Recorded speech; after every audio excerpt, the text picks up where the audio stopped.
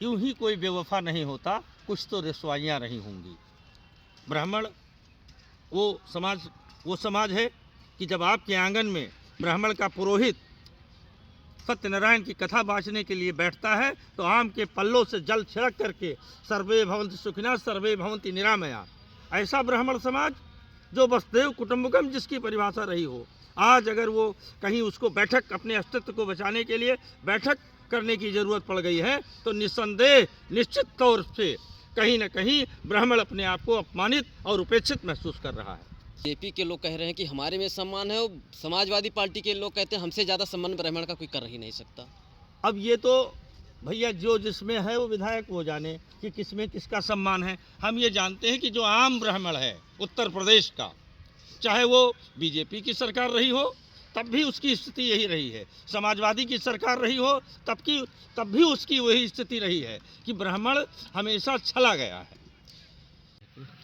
अब बैठक होना कोई बहुत बड़ी बात तो नहीं है। अब लोग चर्चा क्यों बनाए हुए हैं, ये चर्चा बनाने वाले जाने। भाई जैसे अब हर मतलब कोई ब्राह्मण है, ब्राह्मण विधायक हो या आम आदमी हो तो वो उसकी रिश्तेदारी तो ब्राह्मण में ही होगी है? अगर कोई 4 ब्राह्मण विधायक हों या संभ्रांत जन हों, अगर कहीं बैठ करके अपने परेशानी के बारे में, अपने दुख दर्द के बारे में साझा करें तो ये कोई चर्चा का विषय नहीं होना चाहिए। बैठक तो बहुत होती है, लेकिन ब्राह्मण बैठक चर्चा क्यों? अब ये देखिए उत्तर प्रदेश में एक ये सगल बनता जा रहा है कि जैसे अभी क्षत्रिय कुटुंब की बैठक हुई, कुर्मी महासभा की बैठक हुई, यादव महासभा की बैठक हुई, तमाम बैठकें होती हैं, लेकिन अब ब्राह्मण की बैठक का जितना शोर हुआ ऐसा नहीं होना चाहिए। सारे लोग आपस में बैठ करके अपने दुख दर्द को साझा कर ही सकते हैं, इसमें कोई बहुत बड़ी बात तो है नहीं।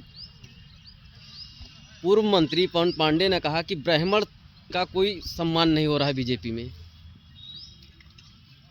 अब जो ब्राह्मण बीजेपी में हैं वो ये बेहतर ये जान सकते हैं कि क्या सम्मान हो रहा है, क्या अपमान हो रहा है। और जो इधर की बैठक की वो ब्राह्मण नेता बता रहे हैं कि हमारा सम्मान, हम लोग अपना लिट्टी चोखा खाने के लिए बैठक किए थे।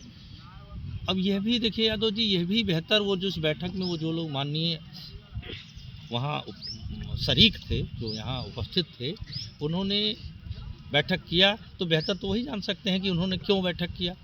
लेकिन कहीं ना कहीं कोई ना कोई बात, कोई ना कोई पीड़ा रही होगी कि जो उत्तर प्रदेश के इतिहास में पहली बार ऐसा हुआ है कि जो इतने ब्राह्मण माननीय गण एक जगह बैठ करके और उन्होंने अपने समाज के दुख दर्द के विषय में चिंतन किया है, तो कहीं ना कहीं कुछ न कुछ तो पीड़ाएं रही ही होंगी। मनरेगा का जो मूल उद्देश्य है कि गांव के श्रमिकों को रोजगार देना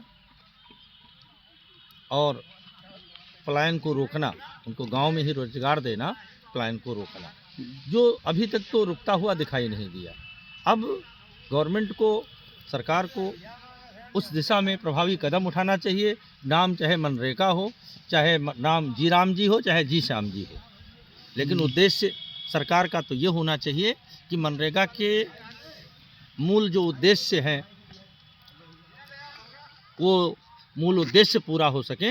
नाम बदलने का कोई विशेष फर्क नहीं पड़ने वाला। कब सिर्फ को लेकर इस समय बहुत जोरों तोरों से चल रहा है विपक्ष में। विपक्ष का काम ही है शोरगुल करना, और कब सिर्फ बड़े लोगों से जुड़ा हुआ मामला है और एक वर्ग विशेष से जुड़ा हुआ मामला है, तो उस पर हम लोगों जैसे लोगों का कोई टिप्पणी करना बहुत बेहतर नहीं होगा।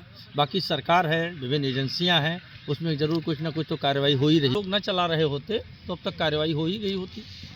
अखिलेश यादव बार बार ट्वीट कर रहे हैं बुलडोजर गायब है, ड्राइवर ही नशे में है। देखिए सही कह रहे हैं माननीय राष्ट्रीय अध्यक्ष जी जो है वो सही कह रहे हैं। बुलडोजर भी, अब हम क्या कहें, लेकिन बुलडोजर भी परिस्थितियों बस ही चलता रहता है।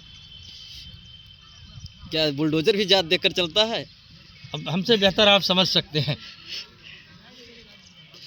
एक चर्चा का विषय है, काफ़ी उन्नाव रेप पीड़िता कुलदीप सेंगर की सजा निलंबित कर दी गई है। उस पर ओम प्रकाश राजभर ने कहा कि दिल्ली में नहीं धरना देना चाहिए, उन्नाव में आकर देना चाहिए। तो उस पर आपकी क्या राय है? देखिए कुलदीप सिंह सेंगर के ऊपर आरोप लगे, सीबीआई ने जांच करके आरोप पत्र दाखिल किया। कोर्ट ने ही सज़ा उनको दिया था और कोर्ट ने ही निलंबित किया। तो कोर्ट की जो निलंबित किया है उसके लिए अगर कोई पक्ष असंतुष्ट है तो उसके ऊपर हायर अथॉरिटी के पास जाना चाहिए। हमारे ख्याल से धरना प्रदर्शन का तो कोई विशेष औचित्य, जो न्यायपालिका है उस पर धरना प्रदर्शन का कोई विशेष औचित्य नहीं बनता। रेप पीड़िता ने कहा था ना हमें कोर्ट पे भरोसा, ना सरकार पे भरोसा है, ना मीडिया पे भरोसा है, सब बिके हुए हैं।